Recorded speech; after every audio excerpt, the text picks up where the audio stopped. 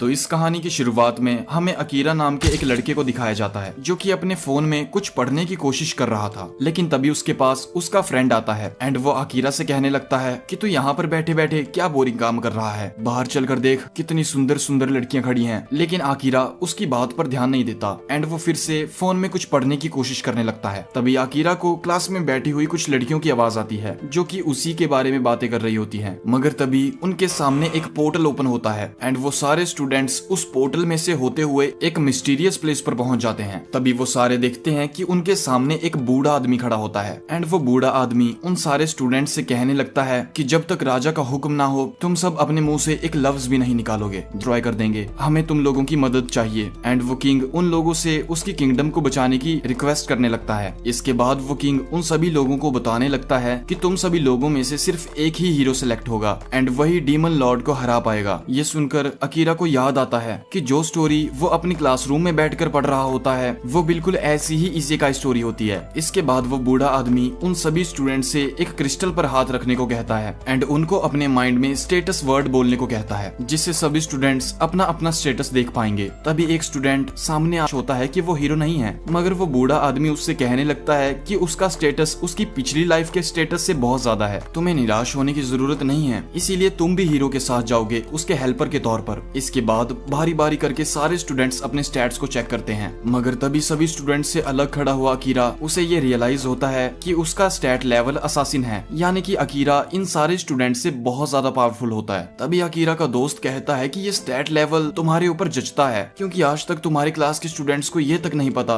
कि तुम क्लास में पढ़ते भी हो या नहीं, तुम चुप के सारे काम करते हो एक असासिन की तरह। तब देता है, लेकिन इस बात पर अकीरा थोड़ा कंफ्यूज होता है क्योंकि अकीरा ये जानता था कि पूरी क्लास में से सिर्फ अकीरा के ही सबसे ज्यादा हाई स्टैट्स हैं। तभी अकीरा का दोस्त उससे कहने लगता है कि अब तुम्हारी बारी है, तुम जाकर क्रिस्टल बॉल पर अपना हाथ रखो। लेकिन अकीरा ये सोचता है कि अगर मैंने क्रिस्टल बॉल पर अपना हाथ रख लिया तो सभी स्टूडेंट्स मुझे बहुत पावरफुल समझेंगे और अगर एक बार सभी स्टूडेंट्स को मेरे अबनॉर्मल स्टैट्स के बारे में पता चल गया तो ये मुझे ही प्रॉब्लम करेगा। एंड ऊपर से अकीरा को किंग पर भी शक होता है कि जो बातें उसने डीमन लॉर्ड के बारे में कही हैं वो सच भी है या वो उनका पागल बना रहा है। ये सब सोचकर अकीरा को एक तरकीब आती है एंड वो अपनी प्रेजेंस का अपने शक को दूर करने के लिए अकीरा रात में इन्वेस्टिगेट करने के लिए बाहर आ जाता है। और बाहर आकर जब अकीरा इधर उधर देखता है तो उसे रियलाइज होता है कि वो वाकई में एक अलग दुनिया में पहुंच चुके हैं। इसके बाद अकीरा एक कार्सल से दूसरे कार्सल पर जंप करता है लेकिन उसे कोई चोट नहीं आती। इस बात से वो हैरान होता है। तभी अकीरा को उस किंगडम के किंग की आवाज आने लगती है जो कि उसकी प्रिंसेस से बात कर रहा होता है। उनकी बातों को सुनने के लिए अकीरा फिर से अपनी स्किल का इस्तेमाल करके खुद को इनविजिबल कर लेता है एंड जब अकीरा चुपके से उनकी बातों को सुनने लगता है वो किंग उस प्रिंसेस से कह रहा होता है सब कुछ प्लान के हिसाब से चल रहा है ना,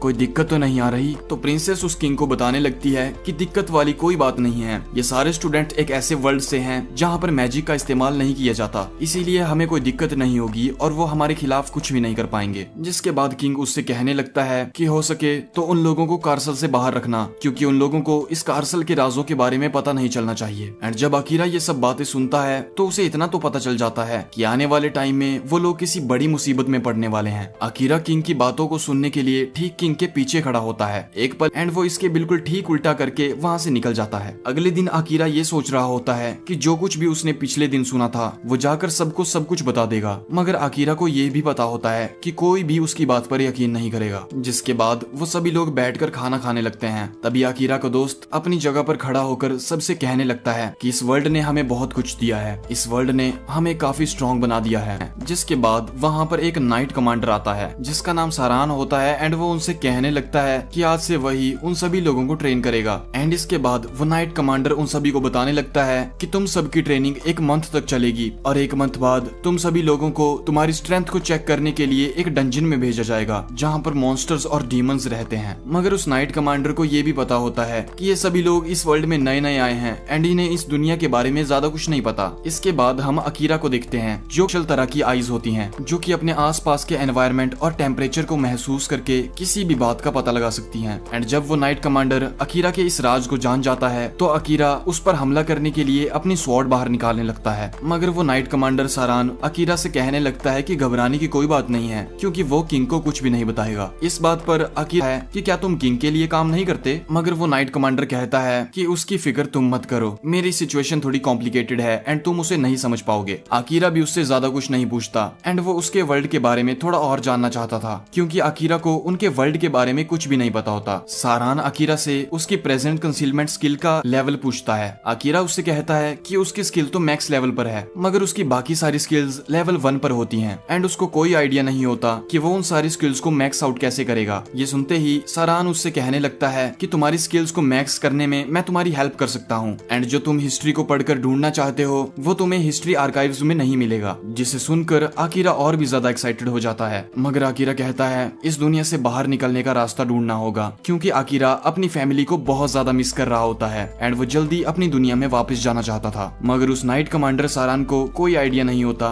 कि वो उन लोगों को वापस कैसे भेजेगा। मगर वो अकीरा से ये कहने लगता है कि अगर तुम्हें यहाँ पर सर्व लेना चाहता था, मुझे अलग अलग चीजें बताओगे, मैं तुम्हारे देश के बारे में जानने के लिए बहुत ज्यादा क्यूरियस हूँ। जिसके कुछ टाइम के बाद वो लोग फाइनली अपनी ट्रेनिंग को शुरू कर देते हैं। मगर जैसे जैसे अकीरा की ट्रेनिंग टफ होने लगी थी, अकीरा इस सोच में पड़ गया था कि क्या ये ट्रेनिंग वाकई में उसके लेवल्स को मैक्स करने में हेल्प करेगी भी, या ये ऐसे ही पागल बना रहा है मेरा। एंड जब अकीरा सारान से ये सब कुछ पूछता है तो सारान उसको बताता है कि तुम अपनी मैजिक क्लास को सिर्फ बढ़ेंगे एंड तुम अगली क्लास में पहुंच जाओगे। जिसके बाद सारान अकीरा को उसके वर्ल्ड के बारे में बताने लगता है कि उसके वर्ल्ड में सिर्फ ह्यूमंस और डीमंस ही नहीं रहते, बल्कि उनके वर्ल्ड में तो एल्फ्स और बीस्ट्स भी घूमते रहते हैं, मगर तुम्हें उनकी चिंता कर अलग कॉन्टिनेंट में रहना पसंद करते हैं। और ट्रेनिंग को खत्म करने के बाद वो नाइट कमांडर गिलिस नाम के दूसरे नाइट कमांडर से मिलता है, जो कि सारान को बताने लगता है कि अकीरा और बाकी सारे स्टूडेंट्स बहुत अच्छे से प्रोग्रेस कर रहे हैं, मगर वो इतने सारे बच्चों को अकेले मैनेज नहीं कर पा रहा, क्योंकि सारान का सारा फोकस तो सिर्फ अकीरा को ट्रेन करने में होता है। जिस पर सारान उस बंदे से कहने लगता है कि मुझे अकीरा के वर्ल्ड की स्टोरीज काफी ज्यादा फैसिनेट करती हैं, और वो गिलिस को ये भी बताता है कि उसकी presence concealment skill max level पर है, जिससे गिलिस भी हैरान हो जाता है, क्योंकि अकीरा के अलावा सिर्फ फर्स्ट हीरो ही वो पर्स का काफी ज्यादा कर्ज होता है। मगर दूसरी तरफ अकीरा ये सोच रहा होता है कि अगर किंग को डायरेक्ट जाकर मार दिया जाए तो वो कितना सही रहेगा। वैसे भी उसे एक मौका मिला था किंग को मारने के लिए, मगर उस वक्त वो ऐसा नहीं कर पाया था, क्योंकि अकीरा के मन में ये डर होता है कि अगर उसने किसी की जान ले ली तो उसकी मॉम और उसकी सिस्टर उसे कभी माफ नहीं कर पाएंगी। तभी सारान उसे कहता है, मैंने सभी लोगों में से तुम्हें सिर्फ इसीलिए चूज करा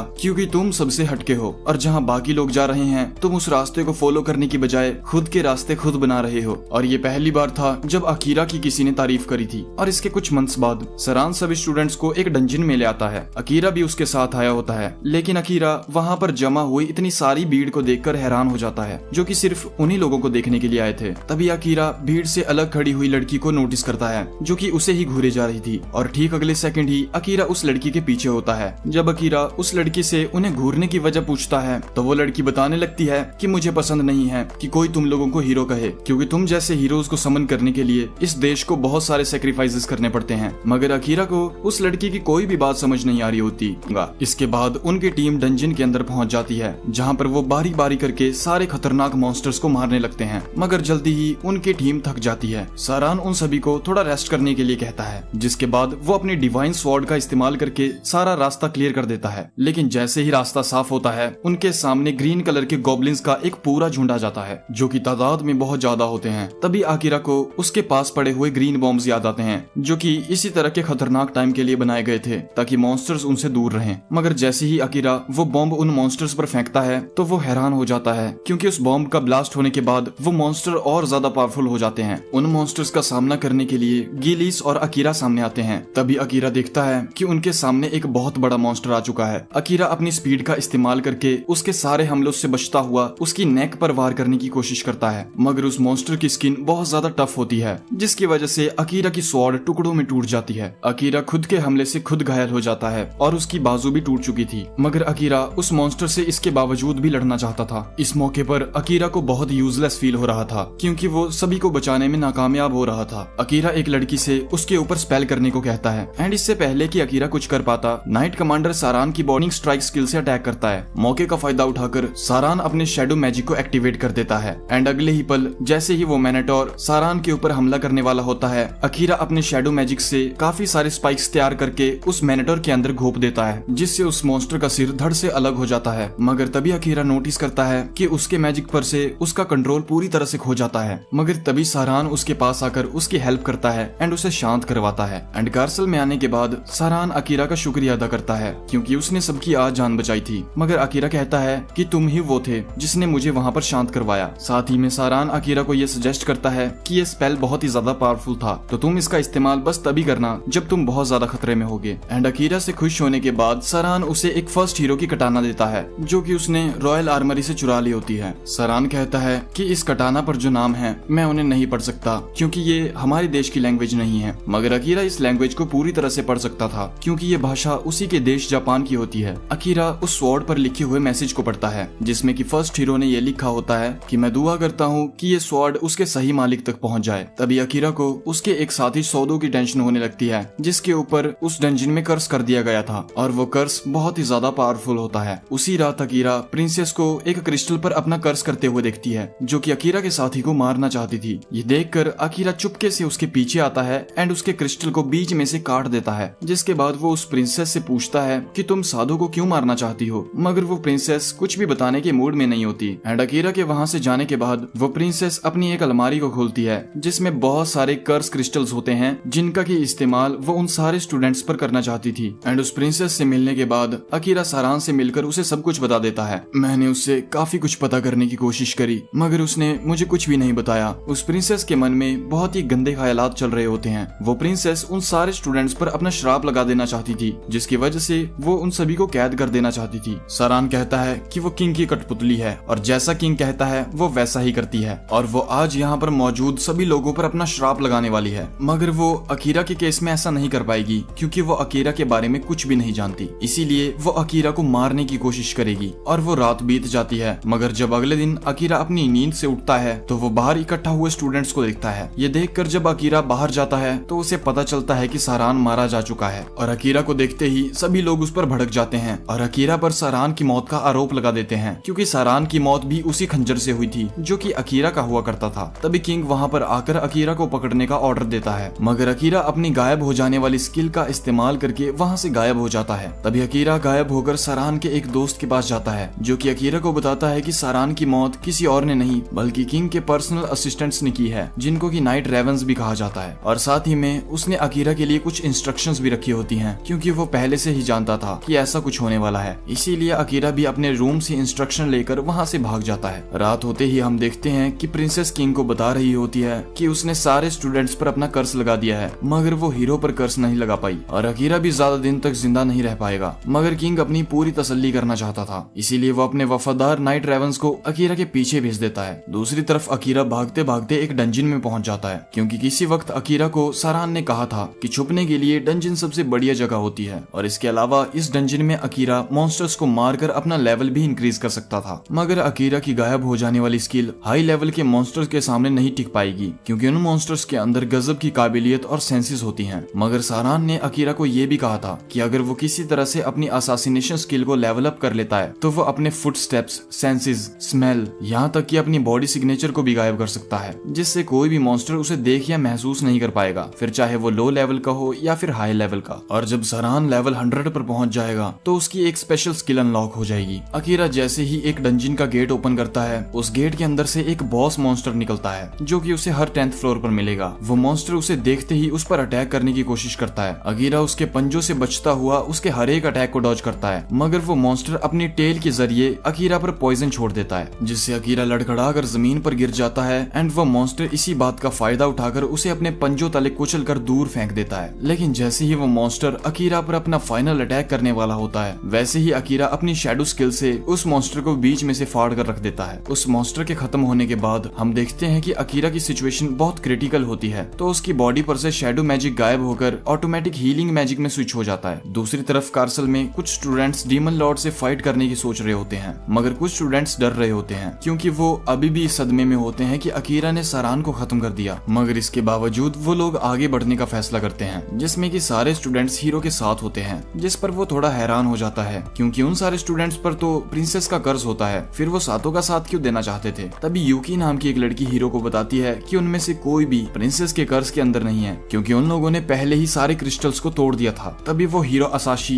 अकीरा को ढूंढने का फैसला करता है। वहीं दूसरी तरफ अकीरा को असाशी का सपना आता है और सपने में अकीरा उन मोमेंट्स को याद करता है जब वो पहली बार असाशी से उसकी जॉब पर मिला था और उसी वक्त वो लोग काफी अच्छे दोस्त भी बन गए थे, जहाँ पर अकीरा ने असाशी को उसकी बहन की फोटोज भी दिखाई थी जो कि उसकी काफी अच्छी दोस्त होती है। मगर तभी अकीरा सपने से जाग जाता है और सपने से जागने करने के बाद अकीरा नोटिस करता है कि उसके सारे घाव, उसकी सारी इंजरीज गायब हो चुकी हैं। और जब अकीरा अपने स्टेटस को ओपन करता है तो उसका स्टेटस भी इंक्रीज हो चुका था। उसका शैडो मैजिक भी लेवल 2 पर पहुंच चुका था, जबकि उसने शैडो मैजिक का इस्तेमाल महज एक बार किया था, जिसकी वजह से अब शैडो मैजिक करना उसके लिए और आसान हो चुका था। इसके बाद जैसे ही अकीरा डंजन में आगे बढ़ता है, उसके सामने एक बड़ी सी स्लाइम आ जाती है। मगर जैसे ही अकीरा उस स्लाइम के 2 टुकड़े कर देता है, वो देखता है कि उस स्लाइम के अंदर एक एल्फ होती है, जिसका की नाम अमेलिया होता है। उस एल्फ को देखकर अकीरा अपनी वर्ल्ड आइज का इस्तेमाल करता है उसके स्टेटस को चेक करने के लिए। मगर उसके दिमाग के अंदर बहुत सारी पेचीदा चीजें होती हैं जो कि बहुत खतरनाक होती हैं, इसीलिए अकीरा उस स्किल को तुरंत बंद कर देता है। तभी अमेलिया को भी होश आ जाता है एंड वो अकीरा से कहती है कि मैं बिल्कुल ठीक हूँ। मगर उसकी तबीयत बिल्कुल भी ठीक नहीं होती एंड उसके सिर्फ 2 हेल्थ पावर बची थी। एंड अकीरा इस बात को देखकर हैरान हो जाता है कि उसके पास भी वर्ल्ड आइज नाम की स्किल होती है, जिसकी वजह से वो एल्फ अकीरा के बारे में सब कुछ जान चुकी थी। एंड अकीरा को देखते देखते ही वो एल्फ बेहोश हो जाती है। अकीरा महसूस करता है कि उस एल्फ को बहुत ज्यादा फीवर है एंड थोड़ी देर सोने के बाद उस एल्फ की पेट से निकली हुई आवाज उसको जगा देती है, क्योंकि वो बहुत ज्यादा भूखी होती है।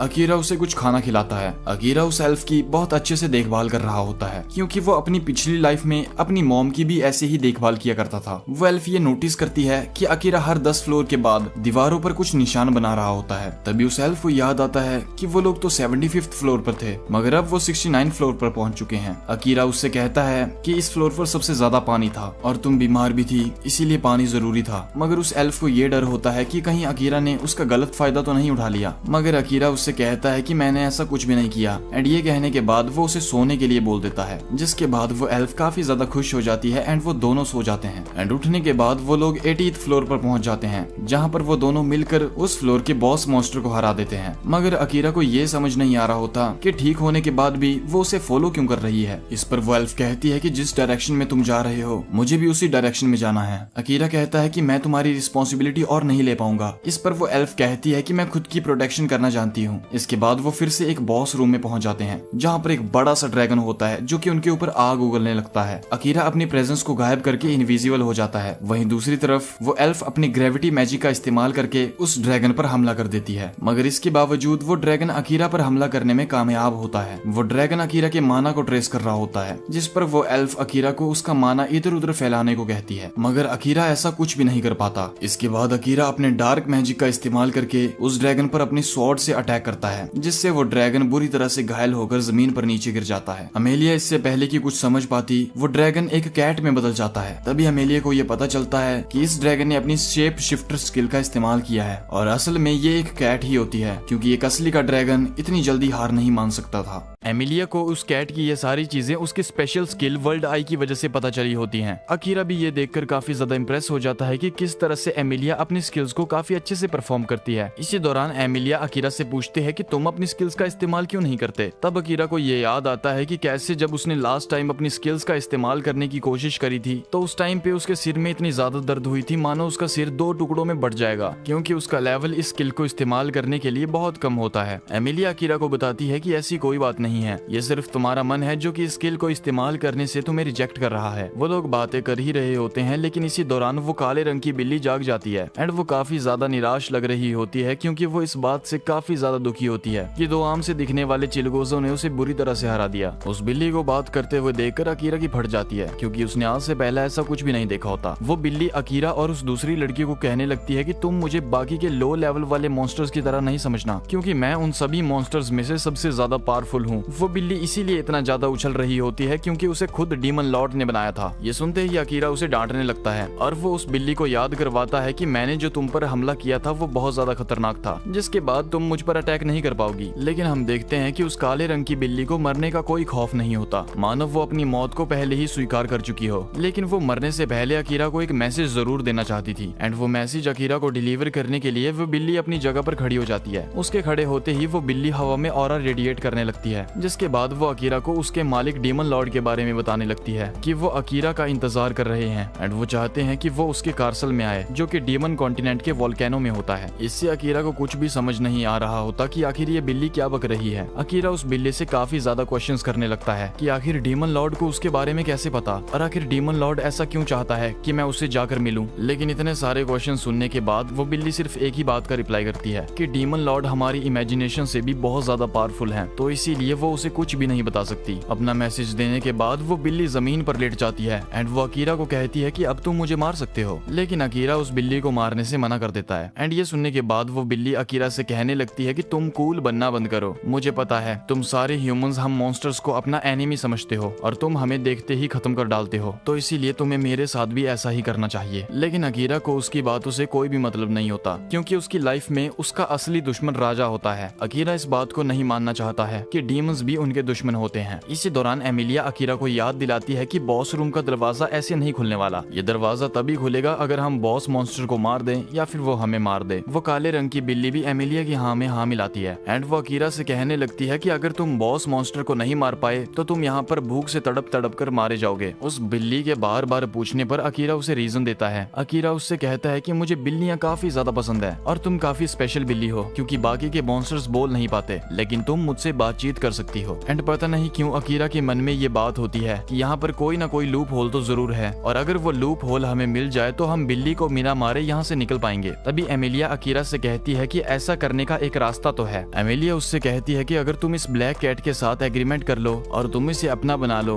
तो ये तुम्हारे अंडर काम करने लगेगी, जिसके बाद ये कोई बॉस नहीं रहेगी, जिसके बाद डोर भी ओपन हो जाएगा। ये बात जब वो ब्लैक कैट सुनती है तो वो जोर जोर से हंसने लगती है एंड वो उन दोनों से कहने लगती है कि ऐसा सिर्फ वही लोग कर पाते हैं जिनका कि अपने माना के ऊपर बहुत ज्यादा खतरनाक कंट्रोल होता है एंड कुछ एक्सपीरियंस मेजेस ही ये कर पाते हैं। लेकिन अकीरा के पास तो ऐसा कुछ भी नहीं होता। वो ब्लैक कैट खुश हो ही रही होती है, लेकिन तभी एमिलिया कहने लगती है कि अकीरा को ऐसा करने की कोई जरूरत नहीं है क्योंकि उसने पहले ही ये कर दिखाया है। एंड एमिलिया ब्लैक कैट को ये याद दिलाती है कि जब उनकी फाइट हो रही थी तो अकीरा ने उस ब्लैक कैट को कंफ्यूज करने के लिए अपने शरीर से माना निकालकर इधर उधर फैला दिया था, जो कि सिर्फ आज तक फर्स्ट हीरो ही कर पाया था। इसीलिए एमिलिया को ये पूरा यकीन होता है कि अकीरा उस रिचुअल को पूरा कर पाएगा, मगर अकीरा इस रिचुअल में सक्सेसफुल हो जाएगा। एमिलिया को इस बात पर भरोसा नहीं होता। अकीरा उससे पूछता है कि अगर मैं इस रिचुअल में सक्सेसफुल नहीं हुआ तो क्या होगा। तब वो सोई हुई कैट कहने लगती है कि अगर ऐसा हो गया तो हम दोनों में से किसी एक को जान गंवानी पड़ेगी और वर्स्ट केस सिनेरियो ये होगा कि हम दोनों को शायद अपनी जान गंवानी पड़ जाए। अकीरा जब ये सुनता है तो वो फौरन ये रिस्क लेने के लिए रेडी हो जाता है। उस काले रंग की बिल्ली को ये कुछ भी समझ नहीं आ रहा होता कि भला अकीरा उसके लिए अपनी जान का खतरा क्यों ले रहा है। अकीरा अब उस काली बिल्ली को आगे बढ़ने को कहता है। अकीरा उस काली बिल्ली से कहने लगता है कि मुझे जीने और मरने से कोई फर्क नहीं पड़ता, लेकिन वो काली बिल्ली कहती है कि मेरी जिंदगी पूरी हो चुकी है एंड मुझे अपनी जिंदगी में कोई मजा नहीं आता, इसीलिए मैं मरने से नहीं डरती। जिसके बाद अकीरा उस रिचुअल की प्रोसेस को शुरू करता है। इसी दौरान अकीरा एमिलिया से उस रिचुअल को शुरू करने की प्रोसेस के बारे में पूछता है। एमिलिया उसे बताती है कि सबसे पहले तुम्हें इस कैट को एक नाम देना होगा। ये सुनने के बाद अकीरा उस बिल्ली का नाम बिना सोचे समझे नाइट रख देता है, क्योंकि उसका काला काला और मुलायम फर उसे बादलों से ढके हुए आसमान की याद दिलाता था। लेकिन वो बिल्ली इस पर कोई रिएक्शन नहीं देती, मानो उसे इन सब चीजों से कोई फर्क ही ना पड़ रहा हो। जिसके बाद अकीरा उस रिचुअल को जारी रखता है। अब एमिलिया को थोड़ा डर लगने लगता है एंड वो अकीरा से कहने लगती है कि एक बार अगर तुम इस रिचुअल में फेल हो गए तो तुम्हारे बचने के चांसेस नामुमकिन हैं, लेकिन 1% होप उनको ये होती है कि वो इस रिचुअल को करने में सक्सेसफुल हो जाएंगे। लेकिन अगर ये लोग उस कैट को कंट्रोल में नहीं कर पाए तो उन लोगों को अपनी जान से वैसे भी हाथ धोना पड़ेगा। लेकिन अकीरा को ये पूरा यकीन होता है कि वो इस रिचुअल को पूरी तरह से कर लेगा एंड वो माना इकट्ठा करके कैट के पाव में डालने लगता है एंड ऐसा करते ही वो कैट के शरीर के अंदर आ जाता है एंड कैट के शरीर के अंदर आते ही वो खुद को डूबता हुआ महसूस करता है। मगर तभी अकीरा एक जलती हुई सिटी को अपनी आंखों से देखता है। अकीरा इस नजारे को देखकर बिल्कुल डर जाता है। अकीरा ऊपर से ही देखता है कि ये सब तबाही वो काले रंग की बिल्ली ही कर रही होती है। उस बिल्ली के रास्ते में जो भी आ रहा था वो उसे मारे जा रही थी। अकीरा ये सब नहीं देख सकता था, इसीलिए अकीरा उस बिल्ली को रोकने की कोशिश करता है, मगर वो बिल्ली अपना डार्क माना इकट्ठा करती है एंड इसके बाद वो अकीरा पर हमला कर देती है, जिससे अकीरा को बहुत सीरियस डैमेज लग जाता है। थोड़ी देर तक अनकॉन्शियस रहने के बाद अकीरा एक बार फिर से उठकर खड़ा हो जाता है। अकीरा अपने सामने देखता है तो उसके सामने वही बिल्ली खड़ी होती है, जो कि अकीरा से कहने लगती है कि तुम्हारे पास निकलने का सिर्फ एक ही रास्ता है, तुम बिना घबराहट के मुझे मार डालो और अगर तुम मुझे नहीं मारोगे तो तुम हमेशा के लिए इस प्लेस में फंस कर रह जाओगे। लेकिन इतना सब कुछ जानने के बावजूद अकीरा इतना ज्यादा मूर्ख होता है कि वो उस बिल्ली पर अटैक नहीं करना चाहता था, तो इसीलिए वो बिल्ली ही अकीरा पर अपने पावरफुल पंजों के साथ अटैक कर देती है। वो कैट उसे अब सीरियस डैमेज पहुंचा रही होती है। हालांकि यूं तो अकीरा सपना ही देख रहा होता है, लेकिन उस कैट का डैमेज इतना ज्यादा खतरनाक होता है कि रियल वर्ल्ड में उसकी बॉडी से भी खून निकलने लगता है एंड उसकी बॉडी डैमेज होने लगती है। अब अकीरा का सब्र का बांध भी टूट चुका था एंड वो फाइट बैक करने के लिए रेडी हो जाता है। वो उस कैट पर अपने हथियार से हमला करता है, जिससे वो कैट बड़ी इजीली डॉज कर लेती है। जिसके बाद वो कैट अपने डार्क माना को इकट्ठा करने लगती है क्योंकि अब वो इस फाइट से उब चुकी थी एंड वो उसे जल्दी से जल्दी खत्म करना चाहती थी। अकीरा भी उसकी तरफ हमला करने के लिए उसकी तरफ तेजी से बढ़ने लगता है और असल में वो कैट भी यही चाहती थी, मगर वो ये देखकर बहुत ज्यादा हैरान हो जाती है कि उसके पास आने के बाद अकीरा उस पर कोई हमला नहीं करता, बल्कि वो जानबूझकर उसके पंजों में फंस कर रह जाता है, जिसकी वजह से उसका पंजा उसके शरीर से आर पार हो जाता है। उस काले रंग की बिल्ली को अब कुछ भी समझ नहीं आ रहा होता, तो वो अकीरा से पूछने लगती है कि तुम आखिर साबित क्या करना चाहते हो। अकीरा कहता है कि मैं किसी को भी नहीं मारना चाहता,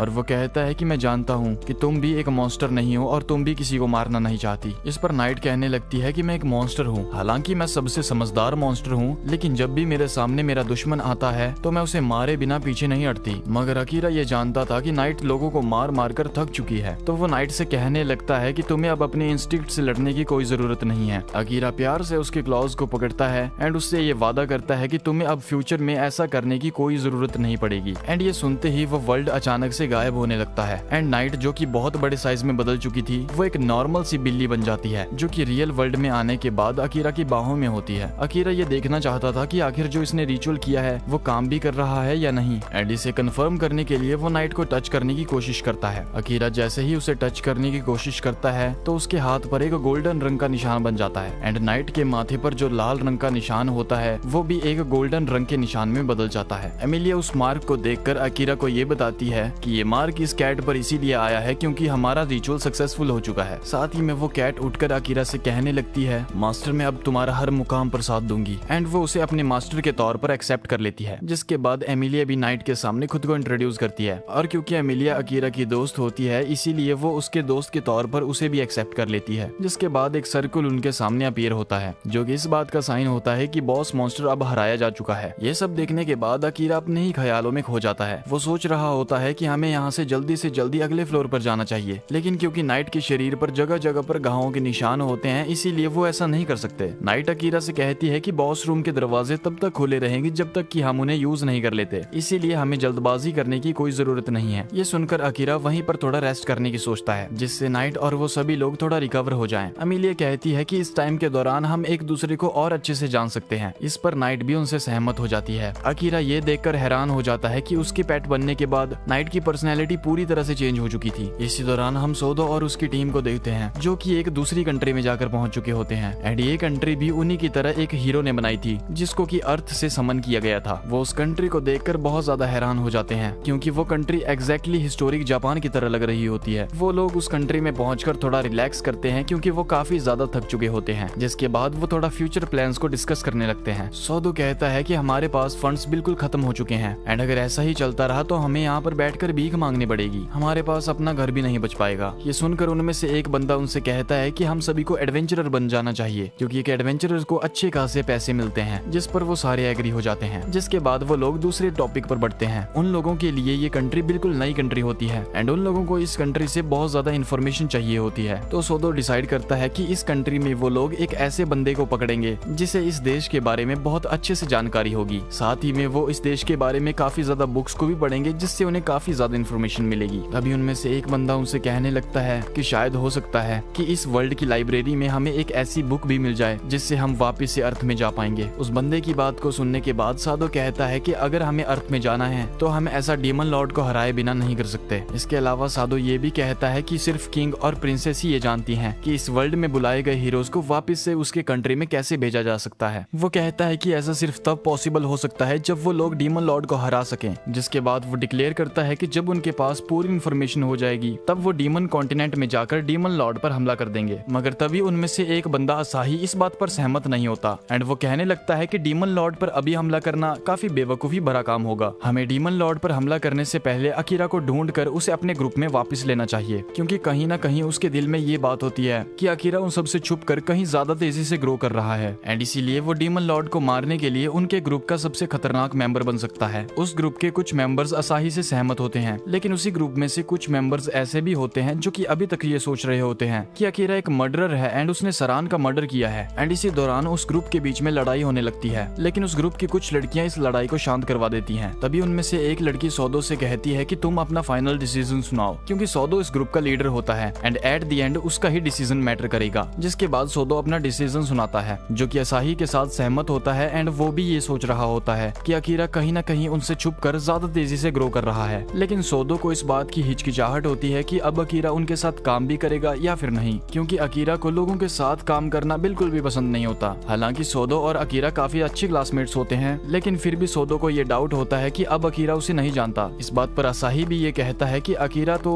स्कूल में हमारी टीम का प्लेयर भी नहीं था। एंड इन सब बातों को खत्म करने के बाद सोदो डीमन लॉर्ड को हराने की टेक्निक के बारे में बताने लगता है। वो कहता है कि डीमन लॉर्ड को एक स्पेशल टाइप की स्वॉर्ड से ही हराया जा सकता है, एंड ये स्वॉर्ड कोई आम बंदा नहीं चला सकता, बल्कि ये स्वॉर्ड सिर्फ हीरो ही चला सकता है। तो इस काम को करने के लिए हमें जल्दी से जल्दी स्ट्रॉन्गर होना होगा। वो कहने लगता है कि अगर हम कमजोर पाए गए तो अकीरा के मिल जाने पर भी अकीरा हमारे साथ काम करने के लिए राजी कभी भी नहीं होगा, इसीलिए वो सभी लोग अपनी स्ट्रेंथ को इंक्रीज करने पर काम करेंगे। दूसरी तरफ एमिलिया अकीरा और नाइट को उसके पास्ट के बारे में बताने लगती है, जिसका कि पास्ट बहुत दर्दनाक रह चुका था। वो बताने लगती है कि उसे उसी के देश से उसकी बहन ने निकाल दिया। सबको लगा कि उसकी मौत हो चुकी है, इसीलिए उसकी मौत का जिम्मेदार उसके हस्बैंड को ठहरा दिया गया, जिसके बाद गुनाह के जुर्म में उसे सूली पर लटका दिया गया। उन लोगों ने एमिलिया को एक खाई के किनारे खड़ा कर दिया, जिसके बाद वो लोग उसे धक्का देने ही वाले होते हैं, मगर तभी एमिलिया अपने ग्रेविटी मैजिक का इस्तेमाल करती है, जिससे वो नदी में गिरकर बहती हुई पानी के किनारे पहुंच जाती है। लेकिन ऐसा करने के बाद उसे काफी ज्यादा चोटें आई होती हैं, जिसकी वजह से एक ब्लैक स्लाइम मॉन्स्टर इस चीज का फायदा उठा लेती है। वो उसे जख्मी देखकर उसे पूरा का पूरा निगल जाती है, जिसके बाद वो बताने लगती है कि जब मेरी आंख खुली तो मैंने खुद को एक डंजन में पाया, जहाँ पर मेरे सामने अकीरा खड़ा था एंड उसने मेरी जान को बचा लिया। अकीरा को उसकी ये स्टोरी सुनकर काफी ज्यादा हैरानी होती है, लेकिन नाइट को एमिलिया की इस स्टोरी पर थोड़ी गड़बड़ लग रही होती है। वो कहने लगती है कि स्लाइम मॉन्स्टर्स ह्यूमंस को नहीं खाते, और चलो मान लिया एमिलिया को एक स्लाइम मॉन्स्टर ने खा लिया होगा, लेकिन अगर ऐसा हुआ भी होता तो एमिलिया अब तक उसके पेट में डाइजेस्ट हो चुकी होती। इतना सब कुछ होने के बाद फिर तो अकीरा भी इसका रेस्क्यू नहीं कर पाता। इस चीज का एमिलिया को भी कोई अंदाजा नहीं होता, लेकिन एमिलिया इस बात से काफी ज्यादा खुश होती है कि उस स्लाइम मॉन्स्टर ने उसे मारा नहीं, बल्कि उस डंजन में छोड़ दिया, जिससे वो अकीरा जैसे बंदे से मिल पाई। अकीरा एमिलिया को ये सलाह देता है कि उसे उसके देश में वापस जाना चाहिए, जहाँ पर उसे अपनी बहन से मिलकर उसे समझाकर उसके साथ रहना चाहिए। लेकिन एमिलिया ये सब करके थक चुकी होती है। एमिलिया को अपनी बहन की गंदी शक्ल भी पसंद नहीं होती एंड वो उसके सामने भी नहीं जाना चाहती थी। ये सुनने के बाद अकीरा उससे कहता है कि तुम्हें फिक्र करने की कोई जरूरत नहीं है, तुम्हारी लाइफ वक्त के साथ खुद ब खुद सही हो जाएगी, क्योंकि तुम मानो या ना मानो वही तुम्हारी असली फैमिली है। जिसके बाद अकीरा उसको उसकी छोटी बहन के बारे में बताता है, जो कि हर टाइम चिड़चिड़ी रहती है, मगर अकीरा उसकी बहुत ज्यादा परवाह करता है। यह सुनकर नाइट एंड एमिलिया उसकी फैमिली के बारे में जानकर बहुत ज्यादा खुश हो जाते हैं। अकीरा उनसे कहने लगता है कि मुझे अपनी फैमिली से जल्दी ही मिलना है, लेकिन उससे पहले मुझे इस वर्ल्ड में कुछ काम है जो मुझे पूरे कर जाने होंगे। एंड ये कहते कहते वो सरान के बारे में बातें करने लगता है, क्योंकि एक वही बंदा होता है जिसने अकीरा को ये बताया होता है कि इस वर्ल्ड में आखिर सही से कैसे रहना है। मगर अकीरा को ये समझ नहीं आ रहा होता कि आखिर सरान जैसे बंदे से किसी की क्या दुश्मनी हो सकती है। उसी वक्त अकीरा ये कसम खा लेता है कि वो किंग को मार कर रहेगा, क्योंकि उसने मुझसे मेरे सबसे कीमती दोस्त को छीन लिया है। ये कहते ही अकीरा गुस्से में भर जाता है, जिससे उसकी किंग को मारने की चाह और ज्यादा बढ़ने लगती है। उसके शरीर के अंदर से एक ऑरा निकलने लगता है। अकीरा के इस रूप को देखकर एमिलिया और नाइट दोनों थर थर कांपने लगते हैं। ये देखकर जब एमिलिया को कुछ भी समझ नहीं आता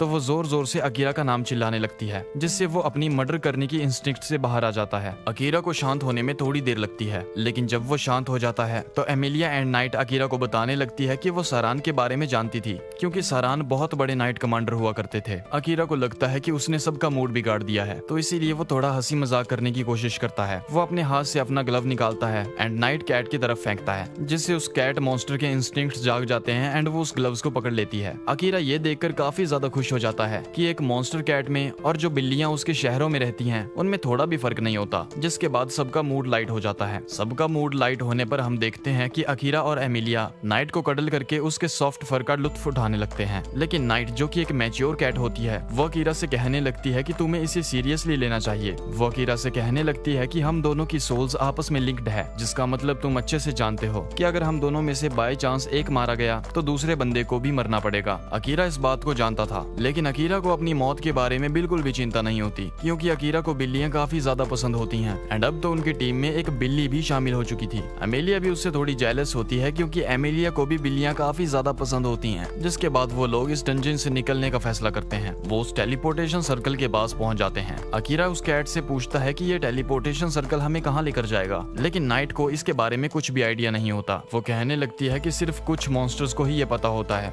कि टेलीपोर्टेशन सर्कल को कैसे बनाया जा सकता है। तो ये सुनकर अकीरा ये डिसाइड करता है कि वो उन मॉन्स्टर्स को ढूंढ कर निकालेगा, जिसके बाद वो उन मॉन्स्टर से अपने लिए भी एक ऐसा सर्कल बनवाएगा। लेकिन इस चीज को करने के लिए उन्हें सबसे पहले डीमन कॉन्टिनेंट आइलैंड में जाना होगा। तभी एमिलिया को इन ब्लू सर्कल्स की एक कहानी याद आती है, क्योंकि उसने ऐसे ही ब्लू सर्कल्स के बारे में काफी सुना होता है, जो कि उन्हें वहीं लेकर जाते हैं जहां उनकी जाने की इच्छा होती है। एमिलिया ये चाहती थी कि सभी लोग उसकी स्टोरी पर यकीन करें, लेकिन अकीरा उससे कहने लगता है कि इस चीज के चांसेस ना के बराबर होंगे। मगर एमिलिया उससे कहने लगती है कि मैं तुम्हारे साथ तो कहीं भी जा सकती हूँ, तो फिक्र करने वाली कोई बात नहीं होगी। लेकिन अकीरा उसकी बातों पर ज्यादा ध्यान नहीं देता एंड वो उस सर्कल के अंदर अपना पैर रखता है। एंड जैसा कि एमिलिया ने उससे कहा था, अकीरा अपनी फैमिली के बारे में सोचने लगता है, क्योंकि वो चाहता था कि वो सर्कल उसे उसकी फैमिली से मिलवा दे। मगर तभी अकीरा अपने माइंड से ये ख्याल निकाल देता है, क्योंकि इस वर्ल्ड में आने के बाद वो बहुत सारी इंपॉर्टेंट चीजें भी करना चाहता था। अपनी फैमिली के बारे में सोचकर वो सिर्फ स्वार्थी कहलाएगा।